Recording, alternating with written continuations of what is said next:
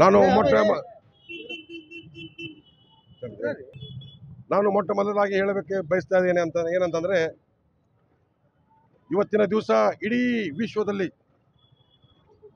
ಮೊಹಮ್ಮದ್ ಪೈಗಂಬರ್ ಅವರ ಜನ್ಮ ದಿನಾಚರಣೆ ಅಂಗವಾಗಿ 199 ದೇಶಗಳಲ್ಲಿ ಇವತ್ತು ಅತಿ ವಿಜೃಂಭಣೆಯಿಂದ ಶಾಂತಿಯಿಂದ ಒಂದು ಒಳ್ಳೆಯ ಮೊಹಮ್ಮದ್ ಪೈಗಂಬರ್ ಹಾಕಿಕೊಟ್ಟಂಥ ಒಂದು ಸಂದೇಶ ಏನಿದೆ ವಿಶ್ವಕ್ಕೆ, ಇವತ್ತೆಲ್ಲರೂ ಆ ಮಾದರಿ ಒಳಗೆ ಇವತ್ತು ಮುಸಲ್ಮಾನ ಸಮಾಜದವರು ಭಾಳ ಅಚ್ಚುಕಟ್ಟವಾಗಿ ಇವತ್ತು ನಡೀತಾ ಇದೆ.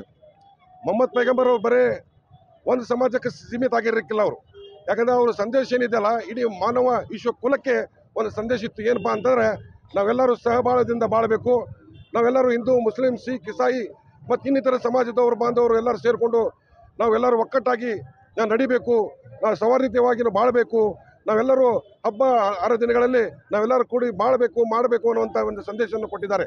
ಯಾಕಂತಂದರೆ ಸಾವಿರಾರು ವರ್ಷಗಳ ಹಿಂದೆ ಮೊಹಮ್ಮದ್ ಪೈಗಂಬರ್ ಅವರ ಕಾಲದಲ್ಲಿ ಮಹಿಳೆಯರಿಗೆ ಬಹಳಷ್ಟು ತೊಂದರೆಗಳು, ಅತ್ಯಾಚಾರ, ಅನ್ಯಾಯ ಭಾಳ ಆಗ್ತಾ ಇದ್ದು.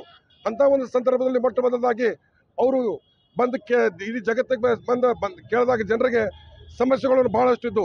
ಅಂಥ ಒಂದು ಸಂದರ್ಭದಲ್ಲಿ ಮಹಿಳೆಯರಿಗೆ ಬಹಳಷ್ಟು ಅನ್ಯಾಯ ಆದವಾಗ ಮೊಟ್ಟ ಮೊದಲಾಗಿ ಅವ್ರು ಏನು ಮಾಡಿದ್ರಪ್ಪ ಅಂತಂದರೆ ಈ ಶರೀಯ ಬ್ಯಾನ್ ಮಾಡಿದರು.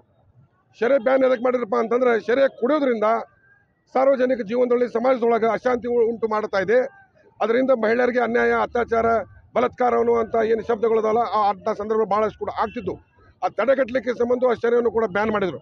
ಅಂಥ ಒಂದು ಸಂದರ್ಭದಲ್ಲಿ ಇವತ್ತು ಮೊಹಮ್ಮದ್ ಪೈಗಂಬರ್ ಅವರು ಹಾಕಿಕೊಟ್ಟಂಥ ಹಾದಿ ಒಳಗೆ ನಾವು ಇಡೀ ದೇಶದಲ್ಲಿರುವಂಥ ಎಲ್ಲ ಯುವಕರು, ಸಮಾಜದಲ್ಲಿರುವಂಥ ಮುಖಂಡರು ಎಲ್ಲರೂ ಅವ್ರ ಹಾದಿಯಲ್ಲಿ ನಡಿಬೇಕಂತ ಒಂದು ತಮ್ಮ ಸಂದರ್ಭದಲ್ಲಿ ಹೇಳಲಿಕ್ಕೆ ಇಷ್ಟಪಡ್ತಾ ಇದ್ದೀನಿ.